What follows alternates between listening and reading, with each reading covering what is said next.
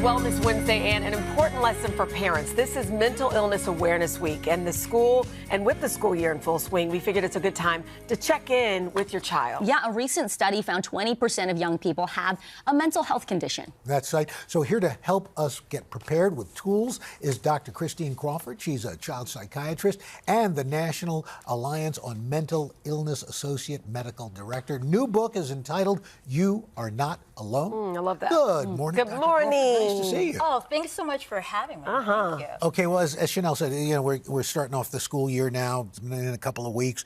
How do we first get an idea? What are the signs we should be looking for that our kids may be struggling a little bit mentally? Yeah, so you want to be able to look out for what I call distress signals. Okay. So these are subtle changes that you might notice in your kid's mood or their behavior, and you want to be curious about some of these changes. So you want to notice if they are having problems at school with their academic performance, and you're noticing that their grades are dropping. The other thing that we also see with kids who are struggling is that they're not interested in connecting with their friends, with their family, interacting with their peers. So that could be a big red flag. What are physical cues? What does that mean? So what that means is kids who are struggling with mental health issues can have headaches, stomach aches, complain of pain in various areas, and they can be vague and nondescript, but oftentimes that's the body's way of communicating that inside there's an issue and their body is manifesting. And if their routines seem like they're being disrupted, is that another cue? That's right. Routines are so important for our kids,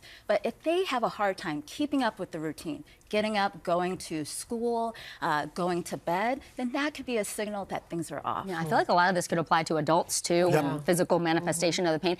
I think something that's tough for a lot of parents is how do you start this conversation in an age-appropriate way with your kids when you notice they are struggling, and make sure that you're not unnecessarily labeling or putting them into a category like you are this. Yeah. Yes, yes. It's important, first and foremost, to have the conversation because a lot of families, a lot of parents are scared about saying the wrong things. Yes. But you really want to lean into the conversation from a place of curiosity. So I talk about look, listen, and lock in. These are three things to keep in mind. So you want to look for subtle changes, those distress signals that I mentioned, and then you want to be curious about what's behind some of those changes. So you can talk to your kid and say, look, I noticed that you're not as interested in going to soccer practice, and you used to be all about soccer. I'm curious, what's behind that change? And so you want to actually listen to what your kid has to say from a place of curiosity, rather than wanting to problem solve immediately. And then you want to lock in. You want to lock in on providing supports for your kid. You want to get a sense from them, what can I do to help you? And then you want to lock in to make sure that those distress signals that we're seeing don't spread out and interfere with other aspects of their life. So somebody is watching this morning and they're saying, okay, I know my kid is stressed out or has anxiety or whatever it is. What are the next steps once you identify the issue? Yeah, so I tell parents that you want to look into seeing if there are any supports in the schools. A lot of parents don't realize that there are psychologists, social workers who can provide counseling and therapy inside of the school. You also want to talk to your own community because a lot of parents feel like they have to restart and reinvent the wheel when it comes to providing mental health supports for your kids. So talk to your community supports. NAMI, the National Alliance on Mental Illness, has support groups with parents so you can learn from them about how to support your kid. And then lastly, you want to be a good role model for your kids. You want to demonstrate how to manage stress, how to manage anxiety, and that good modeling can be really helpful for kids. You know, to that point, Doctor, we look at social media and we almost say, do as we say, not as we do.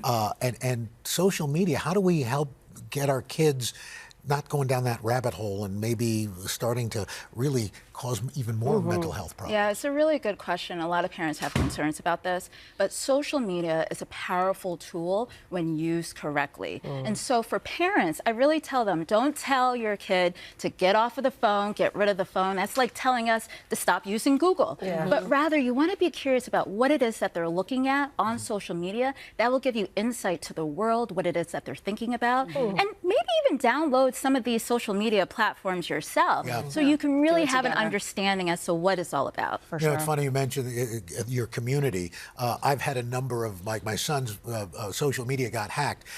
Before he knew it, I heard from friends who said, wow. "This doesn't seem like Nick. Yeah. What's going on?" You know, and so we were able to deal with that. But, Yes. So It's good. a whole family affair. Everybody's got to Dr. get Crawford, involved. thank you so much. Thank you. Very, very good. Thank you. Thank you, doctor.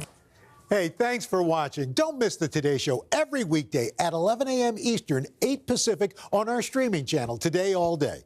To watch, head to today.com/allday or click the link right here.